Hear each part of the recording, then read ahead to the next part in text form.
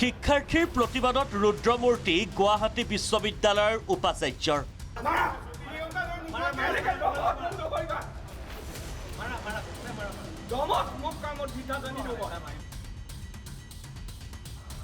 মুখ মাৰাকৈ মজিয়াত বহিল উপাচাৰ্য ডক্টৰ ননীগোপাল মহন্ত। গুৱাহাটী বিশ্ববিদ্যালয়ৰ পৰীক্ষা আৰু ফলাফলৰ বিসংগতিৰ খবৰ নতুন ঘটনা নহয়। ভাৰপ্ৰাপ্ত পৰীক্ষা নিয়ন্ত্ৰক ডক্টৰ কন্দৰ্প শৰ্মাৰ বিৰুদ্ধে ক্ষোভ শিক্ষাৰ্থীক দুৰ্ব্যৱহাৰৰ অভিযোগ কন্দৰ্প শৰ্মাৰ বিৰুদ্ধে। আৰু আপোনালোকে ইতিমধ্যে জ্ঞাত যে গুৱাহাটী বিশ্ববিদ্যালয়ৰ এই যি পৰীক্ষা কেন্দ্ৰিক সমস্যা, এই সমস্যাবোৰ দীৰ্ঘদিনীয়া। বহুত আগৰ পৰাই বিশেষকৈ গুৱাহাটী বিশ্ববিদ্যালয়ৰ যিমান এফিলিয়েটেড কলেজ আছে তেওঁলোকে এই অসুবিধাটো পাই আহিছে আৰু গুৱাহাটী বিশ্ববিদ্যালয়ৰ ছাত্ৰ সমাজে এই অসুবিধাটো আগৰ পৰাই পাই আহিছে আৰু এনেধৰণৰে অসুবিধা লৈ পেলাই দুজনমান শিক্ষাৰ্থী গৈছিলে আৰু তেওঁলোকক বহুত বেয়াকৈ দুৰ্ব্যৱহাৰ কৰা হৈছে আৰু যাৰ ফলত ছাত্ৰ সমাজ এইদৰে ওলাই আহিবলৈ বাধ্য হৈছে।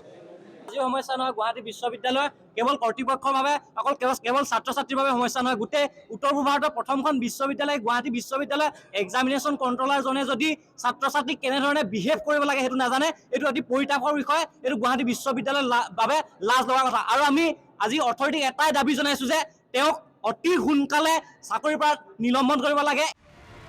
ভাৰপ্ৰাপ্ত পৰীক্ষা নিয়ন্ত্ৰক ডক্টৰ কন্দৰ্প শৰ্মাৰ বিৰুদ্ধে শিক্ষাৰ্থীক দুৰ্ব্যৱহাৰৰ অভিযোগ হেনো নতুন নহয়। কামৰ বোজাৰ বাবে শিক্ষাৰ্থীৰ ওপৰতে ক্ষোভ পূজাৰে মাজে সময়ে পৰীক্ষা নিয়ন্ত্ৰক ডক্টৰ কন্দৰ্প শৰ্মাই।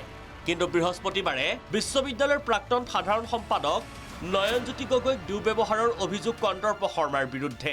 নয়ন দাদা এজন আমাৰ সন্মানীয় ব্যক্তি, তেখেত এখন বিশ্ববিদ্যালয়ত প্ৰতিনিধিত্ব কৰিছে, তেখেত এখন বিশ্ববিদ্যালয়ৰ সাধাৰণ সম্পাদক আছিলে। গতিকে তেওঁৰ লগত যিহেতুকে এনেকুৱা বিহেভ কৰিছে তেখেতে এইটো সঁচাকৈ গৰিহণাৰ যোগ্য। বিদ্যালয়ৰ আটাইতকৈ গুৰুত্বপূৰ্ণ বিভাগটো হৈছে এক্সাম কণ্ট্ৰল। এখন বিশ্ববিদ্যালয় বা কলেজৰ আটাইতকৈ ডাঙৰ গুৰুত্বপূৰ্ণ বিভাগ হৈছে এক্সাম কণ্ট্ৰল। গতিকে নিশ্চয়কৈ তাত প্ৰতিদিনে ছাত্ৰ ছাত্ৰী আহিবই, সেইটো একদম তেওঁলোকে যদি সেইটো প্ৰেছাৰ ল'ব নোৱাৰে তেওঁ ৰিজাইন দিয়ক, আমাৰ কোনো আপত্তি নাই। গুৱাহাটী বিশ্ববিদ্যালয়ৰ দুজনমান শিক্ষাৰ্থী পৰীক্ষক নিয়ন্ত্ৰকৰ ওচৰলৈ গৈছিলে বিশেষ কিছু অসুবিধা লৈ পেলাই, কিন্তু সেই সময়তে পৰীক্ষক নিয়ন্ত্ৰকগৰাকীয়ে তেওঁলোকক দুৰ্ব্যৱহাৰ কৰে আৰু অত্যাধিক বেয়া মাতি পেলাই তেওঁলোকক বেয়া ব্যৱহাৰ কৰে।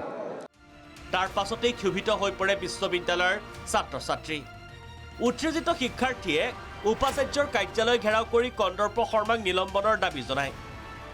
প্ৰতিবাদী শিক্ষাৰ্থীৰ হুংকাৰ দেখি ক্ষোভিত হৈ কাৰ্যালয়ৰ পৰা ওলাই আহি এই ৰুদ্ৰৰূপ উপাচাৰ্য ডক্টৰ ননীগোপাল মহন্তৰ। পৰৱৰ্তী সময়ত ছাত্ৰ ছাত্ৰীৰ প্ৰতিবাদত সেও মানি নিলম্বন কৰে কন্দৰ্প শৰ্মাক। পঞ্জীয়ক ডক্টৰ উৎপল শৰ্মাক পৰীক্ষা নিয়ন্ত্ৰকৰ অতিৰিক্ত দায়িত্ব প্ৰদান। By the PGSU and ULCSU dated 27/3/2025 regarding certain issues raised against the controller of examination Guwahati University, the Honorable Vice Chancellor decided to constitute a committee with immediate effect where representatives from PGSU and ELCSU will also be included. Eto ami alochona ঘটনাৰ পাছতেই উপাচাৰ্য doctor Nanigopal মহন্তৰ প্ৰতিক্ৰিয়া।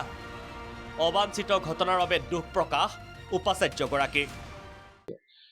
অৱশ্যে দুই এটা মই complain পাইছিলোঁ যে এনেকুৱা ঘটনা ঘটিছে বুলি, আৰু কালি যিটো ঘটনা ঘটিলে তাৰপিছত আমি পৰীক্ষাৰ বিষয়ে আলোচনা কৰি থাকোঁতে তেওঁলোক আহিলে সদল বলে। বৰ্তমান পৰীক্ষা নিয়ন্ত্ৰকৰ কাম কাজখিনি চাব আমি এখন কমিটি এতিয়া কৰিছোঁ। যিহেতু ঈদৰ কাৰণে কেইদিনমান বন্ধ থাকিব, শনি দেওবাৰ বন্ধ থাকিব, গতিকে বন্ধ খোলাৰ লগে লগে তেওঁলোকক আমি 7 দিন সময় দিম, তেওঁলোকে আমাক ৰিপৰ্ট দিব। সেই ৰিপৰ্ট আমি বিবেচনাৰ্থে আমি পৰৱৰ্তী ব্যৱস্থা হাতত ল'ম। বিশ্ববিদ্যালয়ত শিক্ষাৰ্থীৰ ভিন্ন সময়ত ভিন্ন দাবীৰে প্ৰতিবাদৰ কথা কোনো নতুন ঘটনা নহয়, কিন্তু উপাচাৰ্য ডক্টৰ ননীগোপাল মহন্তৰ এই ৰুদ্ৰৰূপেহে বেছ আমোদ দিছে সকলোকে। মালিগাঁৱৰ পৰা মকিবুল ইছলামৰ সহযোগত news desk report, Prag news.